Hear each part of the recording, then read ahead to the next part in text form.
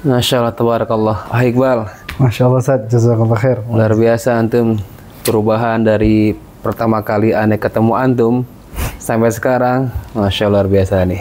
Nggak ada perubahannya Ustaz.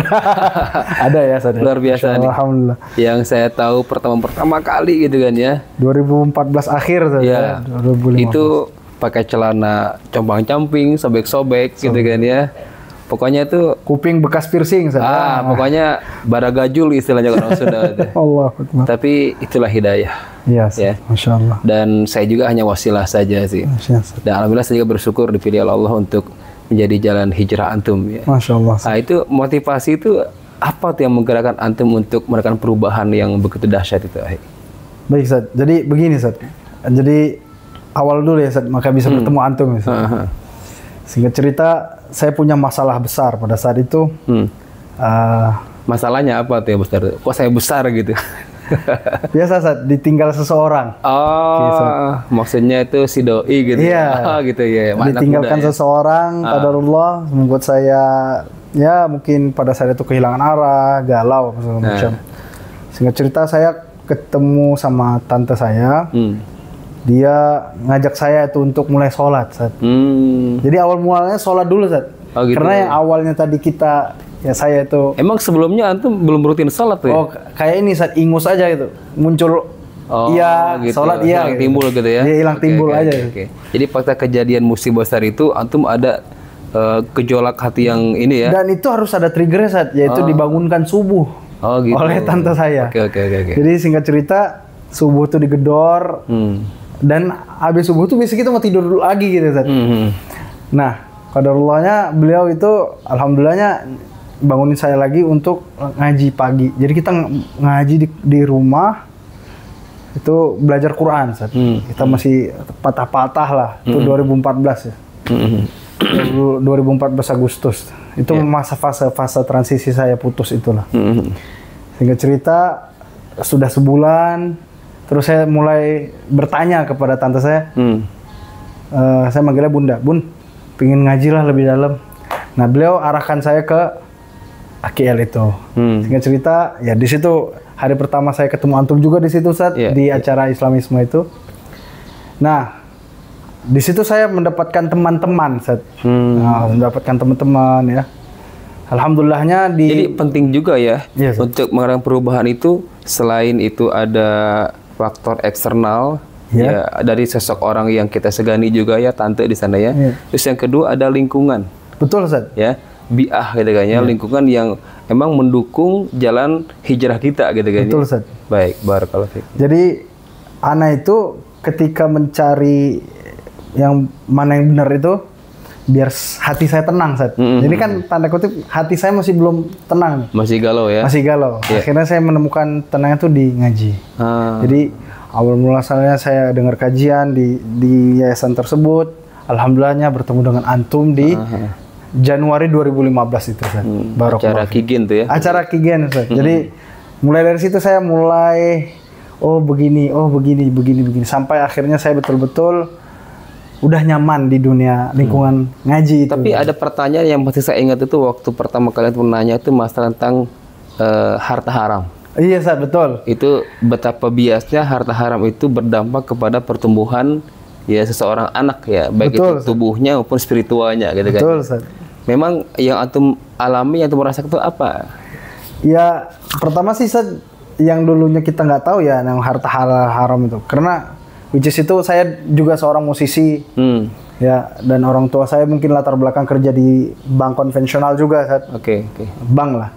Saya kan nggak tahu ya yang mana harta halal, harta haram tuh. Jadi saya anggap itu biasa aja. Yang haram itu adalah membunuh, berzina, dan sebagainya, minum khamar. Saya juga musisi, tapi alhamdulillah insya Allah yang nggak terlalu macam-macam juga, Ustaz. Ya mungkin adalah kenakalan, tapi yang nggak terlalu parah. Alhamdulillah. Mungkin di situ juga Allah mengiring saya. Ya, masih menjaga ya. Masih menjaga saya. Tapi singkat cerita itu, saya yang membuat saya pertanyakan ke antum pada saat itu, kok ada yang namanya harta haram? Berarti dalam Islam tuh harta itu banyak macam, Ustaz. Ada yang halal dan haram gitu, Ustaz. Ada yang syubhat. Ada syubhat juga ternyata. Nah, dari situ, dan ketika kajian antum itu membahas tentang harta haram menjadi asbab doa kita tidak diijabah. Nah, di situ yang membuat hati saya betul, aduh, yang saya kerjakan penghasilan saya bisa jadi halal atau haram ini. Terus uang yang dikasih orang tua saya halal apa haram? Nah, dari situ mulai saya ngaji dan alhamdulillah bertemu antum di situ. Baik, ya. Semoga hijrahnya antum ini tidak sekedar hijrah, tapi emang hijrahnya sepanjang hayat hatta atana al-yaqin insyaallah. Insyaallah, Ustaz. Barakallahu fiik. Oke, Iqbal. Dulu antum kan musisi ya? Iya, Ustaz. Itu di bagian mana tuh? Vokalis atau gitaris atau apa gitu? Jadi gini, Ustaz. Sebelum ke situ, saya ini emang dari kecil sudah kecanduan sama musik, Ustaz. Oh, gitu. Jadi dari TK saya emang cita-cita gitu ya? Oh, cita-cita, Ustaz. Bahkan saya hijrah ke sini, ke Jakarta itu memang niatnya mau jadi bukan talent. Hijrah kali ya, pindah ke Jakarta pindah ke Jakarta itu gitu. Karena beda ya, iya. Kata pindah dengan hijrah ini ada betul, Ustaz. Betul, iya. Ada makna tersendiri ya. Jadi niat itu jadi talent, Ustaz. Gitu. Jadi artis, bahkan saya pernah juga ikut audisi Indonesian itulah, Indonesia yang ada di sebuah channel TV itu. Saya juga pokoknya pengennya jadi talent. Oke. Singkat cerita, saya emang dari dulu diajarin beberapa alat musik. Cuman yang nyaman saya adalah drum, Ustaz. Jadi saya itu drummer dulu. Saya juga beberapa kali sekolah musik. Dan alhamdulillah sampai saya umur 19-20 itu sebelum bertemu antum, saya itu masih musik. Bahkan ketika saya awal-awal hijrah itu, saya dari Januari ke Agustus tuh saya masih ada terikat kontrak karena ngerjain mini album dulu sama band saya. Singkat cerita di bulan 8 itu saya memutuskan untuk betul-betul mundur, nggak menyelesaikan kontrak tersebut, Ustaz. Itu karena antum drummer gitu ya istilahnya kan? Itu kan jadinya ke bawah latah ya? Betul, Ustaz. Kalau nyetir mobil gitu kan ya, kalau lagi makan atau meja makan dibikin musik gitu kan ya, apalagi betul, meja belajar juga dan sebagainya, itu refleks atau gimana tuh? Jadi gini, Ustaz. Jadi ayah saya tuh membelikan saya drum itu dan piano itu di saya kelas 3 SD. Oh, orang tua memfasilitasi. Betul, memfasilitasi saya karena di umur di kelas 1 SD itu saya sudah kapalan, tangan-tangan saya itu untuk mukul sama kayak main piano. Nah, jadi kapalan. Jadi ayah saya kayaknya dia itu harus dikasih solusi, yaitu diberikan gitu ya? Disalurkan dan diberikan alat-alat itu. Singkat cerita, ya saya main alat musik. Bahkan kalau nggak menyentuh itu ya tremor sendiri, kayak ketagihan. Jadi kayak punya efek. Jadi ada efek kecanduan.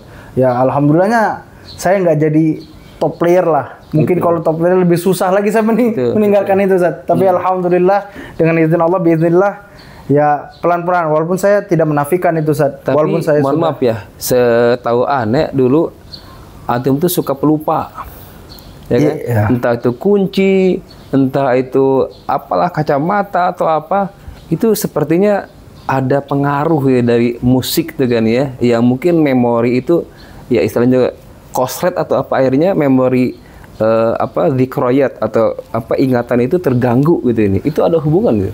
Oh, baru-baru ini Zat, ada seorang musisi yang terkenal, Masya Allah. Dia bilang juga bahwasannya kalau sering menghafal musik, mendengar musik itu memang dia akan koslet pada ya akan sering lupa atau mungkin nanti ada efek-efek lain. Intinya bakal sering pelupa, Zat. Karena saking beberapa nada yang harus kita kuasain, gitu. harus tahu kita dinamikanya ketika kita buat lagu, bagaimana cocoknya masuk ke saat kapan ritmenya masuknya pas sampai kapan. Jadi sehingga ada beberapa mungkin kenanya di saya, yang contohnya mungkin saya pelupa kunci di mana, HP di mana. Tapi ya sekarang sudah jauh menurun. Saya tidak menafikan bahwasannya sampai detik ini ketika saya mendengar musik itu pasti saya bisa ngikutin. Apalagi musik-musik yang lama dulu pernah saya dengarkan. Tapi saya langsung ya ada filter ya? Ada filter. Kemudian ya saya juga selalu habis mendengar musik saya bersyukur, ya Allah, alhamdulillah saya tidak manggung lagi. Bayangkan hampir kita dulu pokoknya Kamis, Jumat, Sabtu itu kita pasti jadwalnya udah cari uang gitu dari itu gitu. Jadi waktunya tidak terlalu banyak untuk hal-hal lainnya, hanya musik saja, musik. Jadi kalau porsinya berlebihan gitu kan ya, itu pasti menggeser porsi yang lain ya. Benar, Ustaz. Bahkan mohon maaf, Ustaz, saya juga ketika hijrah itu kan mulai menghafal Quran. Ya kita tidak menafikan bahwasannya Quran dan musik itu tidak bisa bersatu, Ustaz. Memang hakikatannya seperti itu. Makanya sampai detik ini hafalan-hafalan yang sudah pernah saya hafal, terkadang ya zahaba wa iyaban, pergi datang. Apabila saya teringat sesuatu, langsung saya beristighfar, muncul lagi ayat-ayat yang berkenaan dengan diri saya, Ustaz. Jadi intinya akan lebih sulit dibandingkan orang-orang yang tidak pernah kena musik sama sekali, Ustaz. Ini penting buat sahabat-sahabat ya, bahwasanya tadi Quran dan musik itu tidak akan pernah bertemu. Betul, Ustaz. Kan ya, Quran ada jalurnya, musik pun ada jalurnya. Betul, Ustaz. Itu nggak akan pernah ketemu. Betul, Ustaz. Ya, walaupun misalkan pakai porsi proporsional dan sebagainya, tetap gitu kan ya, Quran itu tidak bercampur dengan yang musik. Maka alhamdulillah dengan hijrahnya antum berquran, menghafal dan sebagainya, ya syaratnya satu, meninggalkan yang satu ini dulu ya. Betul, Ustaz. Yang paling besar itu adalah, mohon maaf, Ustaz, saya tidak manggung lagi, Ustaz. Cuma karena gini, saya khawatir ketika seseorang lihat saya nanti, wah buktinya tuh masih gini juga kalau ada musik. Ya, saya belasan tahun, Ustaz, di dunia musik. Saya mungkin 12 tahun. Jadi ya, dan berapa album yang saya dengarkan dari musik. Makanya saya bersyukurin cuma itu yang kan lain syakartumul azidannakum. Yang saya syukurin saat ini adalah saya untuk tidak manggung lagi aja. Jadi saya cuma minta sama Allah, ya Allah jangan sampai saya balik ke dunia sana manggung lagi dan sebagainya macam. Namun ya Allah maafkan saya kalau saya terkadang-kadang masih terikuti. Iya, saya mungkin panggungnya beda ya, menjadi di mimbar Jumat gitu kan ya. Insyaallah, di panggung tablik akbar. Dan gitu itu kan, sebenarnya Ustaz, mohon maaf Ustaz. Jadi kan semenjak anak ikut antum, jadi mental manggung tuh jangan dihilangkan. Betul, tapi beda konten aja. Mungkin dulu manggung itu karena musik, sekarang manggung karena apa? Dakwah tetap. Iya, jadi talentnya tapi talent dakwah. Betul, amin, insyaallah. Jadi ada potensi yang tidak harus dimatikan semuanya gitu kan ya. Karena kan butuh mental juga tuh untuk manggung itu kan. Kadang ada yang gemetaran, betul, ada yang nervous dan sebagainya. Ini tuh sudah punya modal manggung, tinggal casingnya yang kontennya yang dirubah. Iya, gitu, betul, seperti itu. Makanya itu saya bersyukur juga, Ustaz. Ana melihat, Ana kan ya ini biar tahu juga nih jamaah online ya. Iya. Saya itu ikut Ustaz Hendra ini awalnya tuh ngintil. Jadi ini singkat cerita Ustaz biar mereka pada tahu. Jadi ketika saya ingat kan Ustaz, awal tugas pertama yang antum kasih ke Ana adalah mencari sebuah kata di sebuah buku, yaitu carilah perintah ya ayyuhalladzina amanu. Ada 98. Dari situ buku tafsir yang pertama kali saya baca itu. Langsung saya baca-baca. Ya, saya nggak menafikan itu. Sedikit demi sedikit ada. Berarti di situ kita disuruh menjadi hamba yang beriman, hamba yang takut sama Allah. Terus sehingga makin terpancing, dan dari situlah mulai saya bahagia ikut antum pada saat itu, Ustaz. Saya apa yang bisa saya lakukan? Saya cuma bisa nyetir mobil, saya bisa bawa motor, nemenin antum kajian. Dari situ saya, wah, saya kalau nanti nggak bisa jadi dai, minimal saya hidup sama dai, sama ulama. Minimal ada. Kalau misalnya Allah takdirkan pun saya jadi dai, berarti Allah sudah memberikan hadiah sangat luar biasa bagi saya. Nah, ini pentingnya mulazamatul ustad. Betul, Ustaz. Ya, musahabatul ustad. Jadi pentingnya mulazamah di sana. Jadi ketika transfer ilmu itu tidak hanya di bangku kuliah, tidak hanya di majelis, tapi justru membersamai guru gitu kan ya, mengantarnya, melayaninya gitu kan ya, apalagi tadi ya sampai nyetir atau apa, itu sebenarnya yang dapat pahala itu yang banyak antum ini. Masya Allah. Tapi gini Ustaz, Ana dulu memang pas ya ada dengar kajian di yayasan tersebut ya, ada sahabat Rasulullah namanya Abu Hurairah. Kan memang begitu Ustaz, musahabatul Rasul ya. Betul. Dia hidupnya sama Rasul, makanya periwayatannya paling banyak kan beliau Ustaz. Kenapa ya? Belajar paling baik itu adalah talaki langsung, Ustaz. Bukan di meja kursi belajar sekolah. Tapi saya sendiri nggak merasa ngajarin antum tuh. Alhamdulillahnya saat murid antum ini orang yang istilahnya pandai melihat cara ngajar. Dari situ saya termotivasi. Kalau saya nggak bisa jadi artis, minimal saya bisa menjadi dai yang bisa mengajak kebaikan kepada orang. Barakallahu fiik. Masya Allah.